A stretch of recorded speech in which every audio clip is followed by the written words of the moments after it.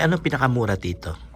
Ang pinakamura namin yung mga children's katulad ng yung kids barong Yung kanina.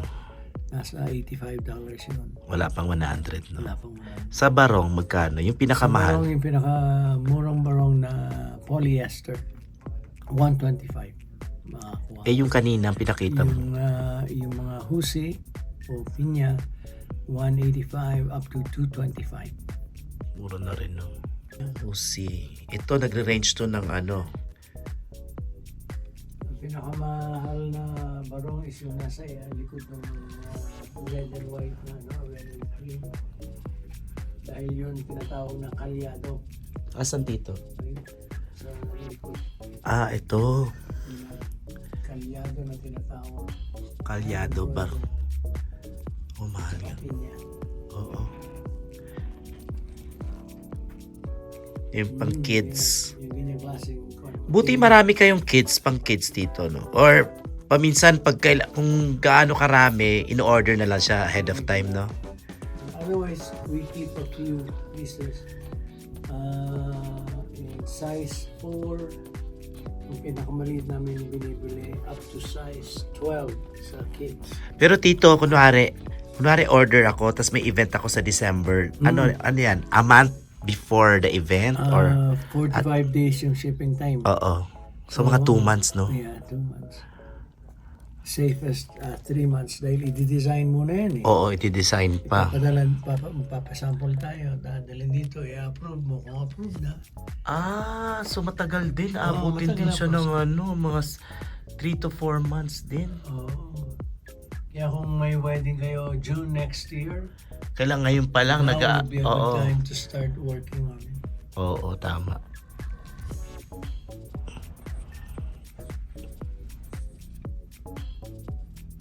Ang dami din nagsusuot ng ganyan. Tsaka ang dami yung stocks, ha? dito sa Alberta, I guess Canada, Philippine Heritage Month.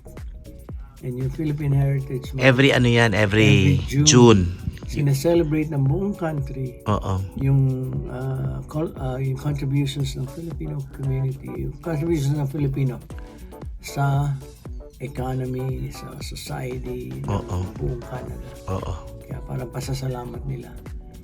So, the whole month yon.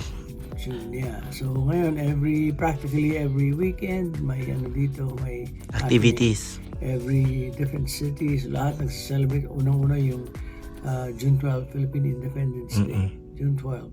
So lahat ng yan, may mga gala, may mga sa park, nagkaroon, may mga booths, may mga cultural shows. Mga ganon. The whole month.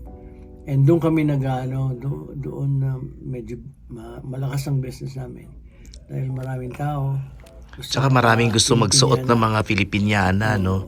Mostly babae. Mga lalaki din naman mga barong. Barong. Yung lalaki alam mo, hindi masyadong hindi masyadong mapili. Oo. Kung may barong sila, kahit na 10 years ago, kahit na iba na ang lapat. Pero yung mga babae, iba kasi gusto nila, fashionista talaga sila. Hindi sila pwedeng magsuot ng something ngayon and then uulitin next year. Hindi pwede. Yun lang dalawang event eh. Kailangan bibili ng bolero, dalawang kulay na bolero. Ngayon yung mga ayaw nilang masasabing, ay nag-ulit. Diba? Iba kasi pag babae kasi gusto nila iba-ibang suot. Oo.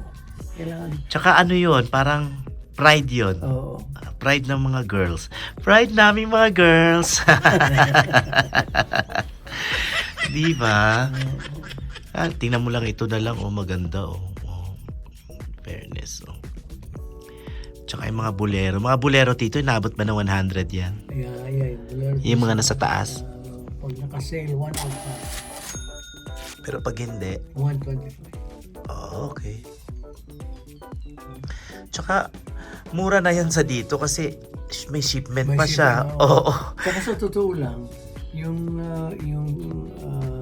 cost na ginagamit namin is inaano namin, idinidikit namin sa price ng SM. Ayaw namin masyadong, siyempre yung mga tao umuwi sa Pilipinas. Tsaka konti lang yung tubo. Konti lang. At least may konting tubo. Tsaka iban nakalabas na ng Pilipinas yan. Business, siyempre, we're allowed to make. Tsaka you're paying tax pa dun sa Yeah, may we tax. pay for the space. Yes. We pay for advertising. We pay for models. We pay for, para i-promote. So, lahat yun kailangan i-consider sa pag-price. So dapat ma-feature natin yung yung sastre. Diba? Tsaka pag na-i-upload mo na tong mga ganitong videos, lifetime na yan, Tito. Yeah. Lifetime na may makikitang videos na Maganda kaya yung may magvi-videos na iba and then you can share it and everything. Ayan,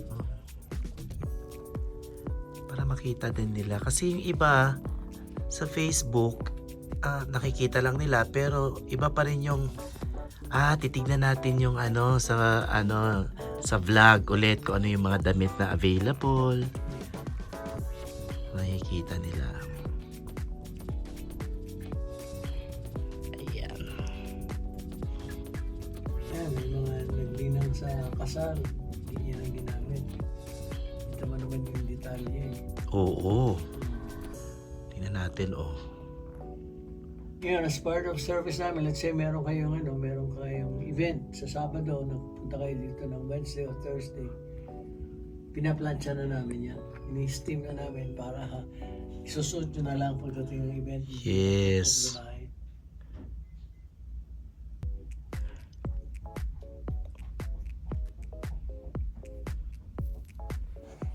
Ito, medyo sexy naman ito. Canada. Very sexy naman ito.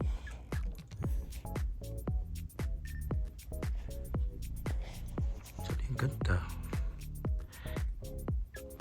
Pero punong-puno yung store. Punong-puno yung kanilang boutique. At ang dami pa nilang stocks. Meron pa pala dito. Ayan, itong pambata ito. Nagre-range daw ng mga nasa $85.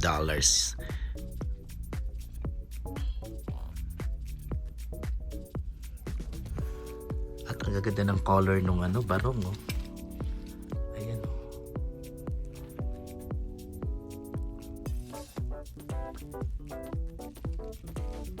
At may mga alampay sila. Mga short bolero. May mga alampay dito.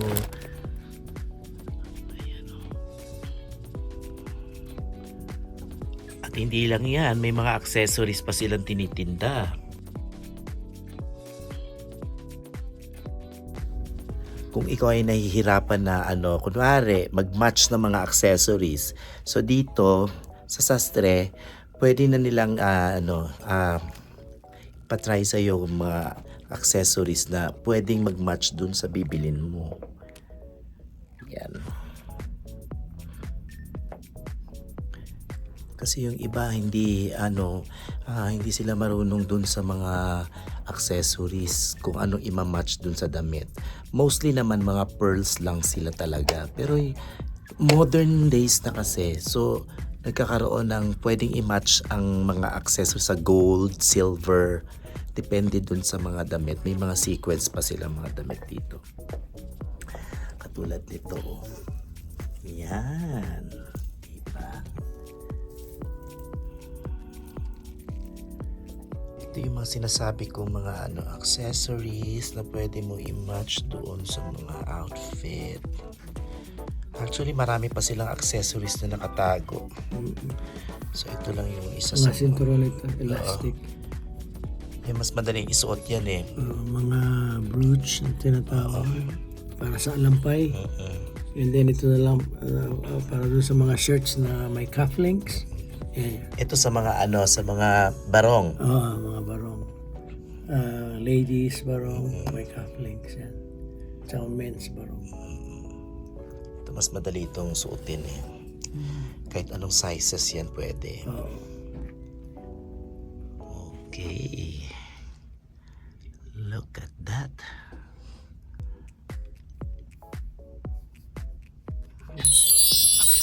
Magandang hapon po. Tony Sortida po, CEO, Presidente ng Litigre Entertainment and Productions, and also co-owner po dito sa Stray Imports Limited, kung saan kami ni BM pumasok ngayon at naghihintay ng client na may appointment for 1 o'clock. Anyway, welcome to our humble shop. And kung mapanood niyo po ito sa Canada or sa US at naghahanap kayo ng barong or Filipiniana, reach out to us and we ship anywhere. 780-710-4895 po ang number ko again. Tony Sortida, 780-710-4895.